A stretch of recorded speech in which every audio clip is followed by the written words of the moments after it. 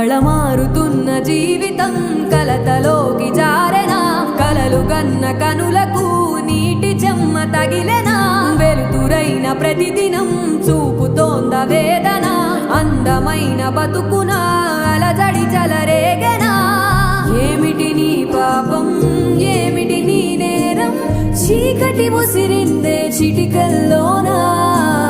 తీరదు నీ శోకం మారదు ఈ లోకం